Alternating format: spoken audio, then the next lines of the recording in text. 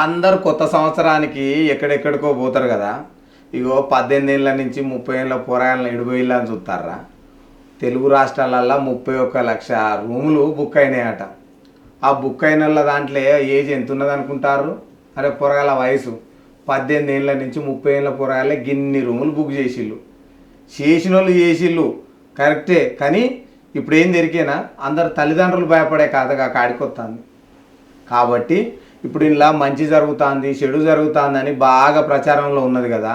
ఇంట్లోకి వచ్చే రూమ్లలోకి వచ్చేటోళ్ళు బుక్ చేసుకున్న తర్వాత ఒకలేనికొకరు వచ్చి మత్తు పదార్థాలు అందులో గంజాయి అట్లాంటిది ఇట్లాంటి వాడతాలని పోలీసు వాళ్ళు కూడా గట్టి నిఘానే పెంచిళ్ళు. ఎందుకంటే ఎప్పుడు ఏం జరుగుతుందో ఈ హైదరాబాద్లో మహానగరాలు విశాఖపట్నం విజయవాడలో తెలుస్తలేదు. కాబట్టి పోలీసు వాళ్ళకి ఇప్పుడు గట్టి సవాల్గా మారింది ఎప్పుడు ఏం జరుగుతుంది. ఎందుకంటే ఇక్కడ పెళ్లి కాని జంటలు కూడా వచ్చి ఎక్కువగా ఉంటాయి కదా. అందుకే ఇప్పుడు ఉత్తరప్రదేశ్ రాష్ట్రం మీరట్లో ఏం జరిగింది ఎరికేనా, పెళ్ళైన జంటలకే ఇస్తామని అక్కడ ఓయో సంస్థ కొన్ని రూల్స్ పెట్టింది. ఆ రూల్స్ ఏంటంటే మీకు పెళ్ళి అయిందా లేదా అని నిర్ధారించిన తర్వాతనే వాళ్ళకు రూమ్ ఇస్తున్నారట. ఇప్పుడు అక్కడ జరిగిందే కూడా మొత్తం దేశవ్యాప్తంగా ఇట్లాంటిది అమలు చేయాలని చాలామంది పెద్దలు కోరుకుంటారు.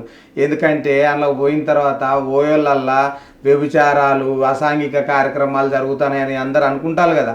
అందుకే మీరట్లా ఏదైతే చేస్తాలో అన్ని రాష్ట్రాలలో ఇదే రూల్స్ పాటించుర్రని ఓయోకు చెప్తా ఉంది. కానీ ఆ ఓయో సంస్థలు కూడా చిన్నగా చేస్తాం, ఇప్పుడు మీరట్లా మాత్రమే చేస్తాను, అన్ని రాష్ట్రాలలో కూడా ఇట్లాంటి రూల్ తెస్తాం, పెళ్ళైన వాళ్ళకు మాత్రమే రూములు ఇస్తాం, పెళ్లి కాని జంటలకు ఇయ్యమని కూడా ఆ సంస్థ చెప్పింది. గిదుల్లా ముచ్చట.